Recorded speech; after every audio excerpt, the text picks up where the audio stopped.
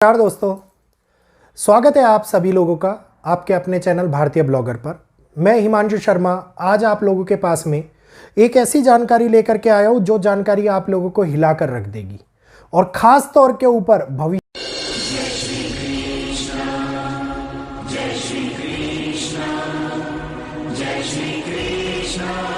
में घटित होने वाली एक ऐसी बड़ी रणनीति को हमारे सामने प्रदर्शित करेगी जिस रणनीति के चलते हुए दुनिया के अंदर डी डॉलराइजेशन, जी हां, बहुत बड़ी बात कह रहा हूं मैं आपको, डॉलर के प्रति वैश्विक तौर के ऊपर यह कहिए कि पतन की शुरुआत होती हुई नजर आएगी और जिसकी शुरुआत की नींव ऑलरेडी बहुत सारे देशों ने रख दी है।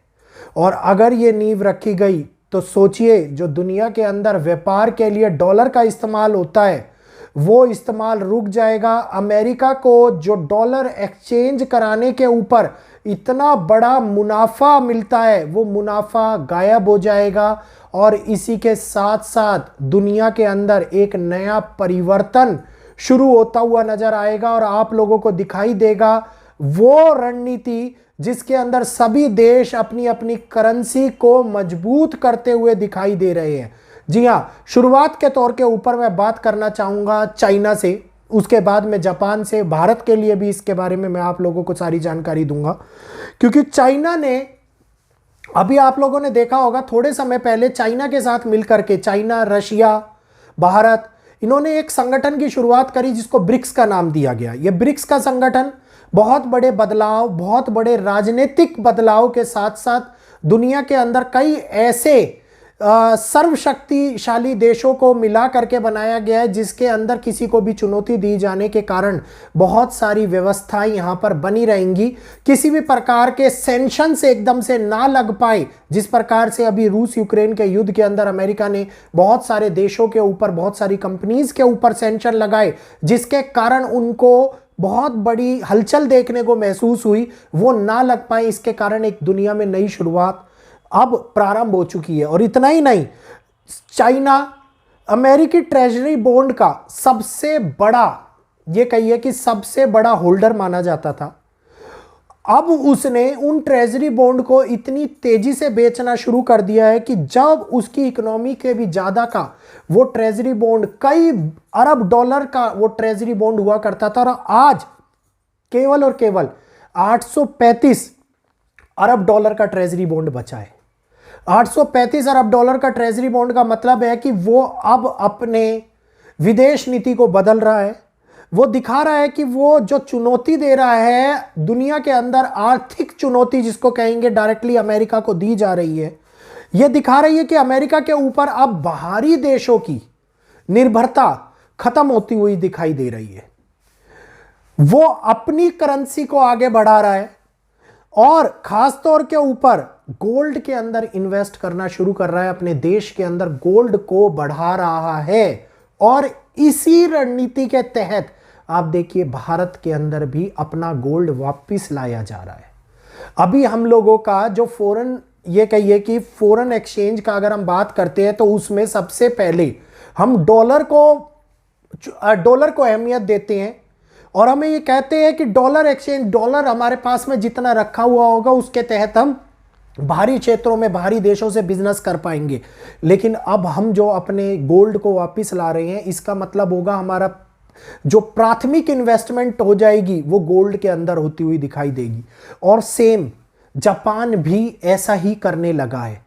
ऐसे बहुत सारे देश, ये केवल मैं चाइना, जापान और भारत की बात नहीं कर रहा, रशिया हो गया और भी कई देश हो गए जो अब इस रणनीति के तहत डॉलर की अहमियत को कम करते हुए दिखाई दे रहे हैं।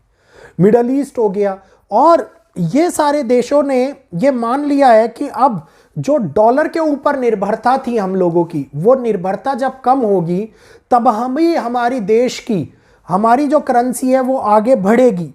और इसी चीज को डायरेक्टली चुनौती देने के लिए वो बहुत सारे देश डॉलर मुक्त व्यापार की साझेदारी करते हुए जा रहे हैं। डॉलर मुक्त व्यापार का मतलब यह हुआ कि कोई भी देश अपनी करेंसी या फिर सामने वाले देश की करेंसी के अंदर वो व्यापार को अगर वो इंपोर्ट कर रहा है या एक्सपोर्ट कर रहा है तो उसके पैसे को वो उसके तहत दे सकता है, जिसका मतलब है कि उनको डॉलर एक्सचेंज के प्राइस को उनकी बचत के तौर के ऊपर देखने को मिल जाएगा, क्योंकि पहले उनको एक्सचेंज कराना पड़ेगा जिसके कारण अमेरिका उसमें पैसा खाएगा और उसके बाद में वो आगे किसी देश को ट्रांसफर कर पाएंगे। अब ऐसा नहीं होता हुआ दिखाई दे रहा। तो यहीं से एक ऐसी शुरुआत, एक ऐसी नीति बनती हुई दिखाई दे रही है जो अब अमेरिकी ट्रेजरी बॉन्ड के साथ साथ अमेरिका को डायरेक्टली और खुली चुनौती दे रही है।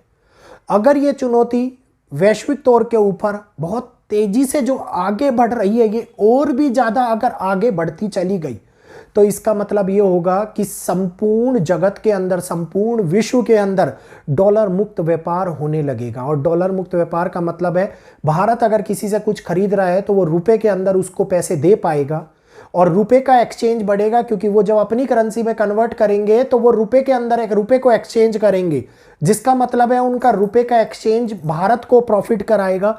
और अगर यहीं पर रशिया व्यापार करेगा तो वो अपनी करेंसी के अंदर करेगा, यहीं पर चाइना व्यापार करेगा तो वो अपनी करेंसी में करेगा। इससे सभी देशों को एक समांतर रूप के अंदर फायदा होता हुआ नजर आएगा।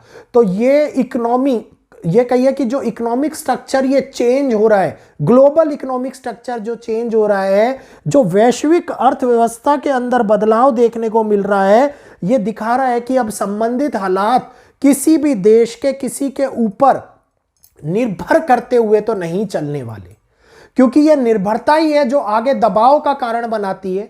यह निर्भरता ही है जो आगे हम लोगों को कई प्रकार की चुनौतियां दिखाती हुई नजर आती है। यह निर्भरता है जो हम लोगों को उन सैंक्शंस को झेलना पड़ता है जिसकी हम कल्पना भी नहीं करते और जो हमारे लिए होते भी नहीं है। तो अब इस समय के अंदर दुनिया के अंदर यह चालू हुआ डी डॉलराइजेशन की एक अहम मुहिम आगे कहां तक जाएगी, किस प्रकार के वैश्विक तौर के ऊपर बदलाव इनको अंदर देखने को मिलेंगे, क्योंकि एशियन कंट्रीज के साथ साथ यूके और कई मिडल ईस्ट कंट्रीज भी इसकी शुरुआत ऑलरेडी करती हुई दिखाई दे रही हैं और वो आगे बढ़ के इसको और भी ज़्यादा अहमियत दे रही हैं। तो अब आगे आने वाले समय के अंदर क्या डॉलर हमारे रुपए से कम हो जाएगा या रुपए का भाव और ज़्यादा बढ़ता हुआ नजर आएगा? क्योंकि अगर रुपया बढ़ता है तो इसके भी एक अपने अलग फायदे हैं, क्योंकि अगर रुपया घटता है तो उसके और भी अलग मुनाफे हैं। शायद इस बारे में बहुत सारे लोगों को चिंता होती होगी कि डॉलर के कंपैरिजन में हमारे भारत का रुपया गिर रहा है तो उससे हम लोगों को नुकसान हो रहा है। ऐसा नहीं है, ये नुकसान नहीं है, ये एक रणनीति के तौर के ऊपर किया जाता है। जिस प्रकार से चाइना भी अब अपने करेंसी को डॉलर के कंपैरेटिवली और ज्यादा गिरा रहा है। इसको गिराने का एक अर्थ होता है, अगर आप इंटरनेट पे ढूंढेंगे तो आप लोगों को पता लग जाएगा। मैं इस प्रकार का फाइनेंशियली साइंस या इकोनॉमिक साइंस पढ़ाने के लिए नहीं आया हूं आप लोगों को, लेकिन ये जानकारी जो बहुत ही महत्वपूर्ण जानकारी थी, मुझे लगा कि आप लोगों तक पहुंचानी चाहिए और आप लोगों को इसके बारे में पता होना चाहिए। जानकारी अच्छी लगी हो तो प्लीज वीडियो को लाइक अवश्य कीजिएगा और शेयर कीजिएगा ताकि बाकी लोगों तक भी ये जानकारी, अहम जानकारी पहुंच पाए। और चैनल को सब्सक्राइब करना मत भूलिएगा। चैनल को सब्सक्राइब करने से रिपोर्ट्स पर आधारित, साइंटिफिक फैक्ट्स पर आधारित, एस्ट्रोलॉजिकल फैक्ट्स पर आधारित वीडियोस जो हमारे चैनल पर आती हैं वो आप लोगों को समय के साथ में उपलब्ध होती रहे। तो आज्ञा दीजिए। जय श्री कृष्णा, जय माता दी।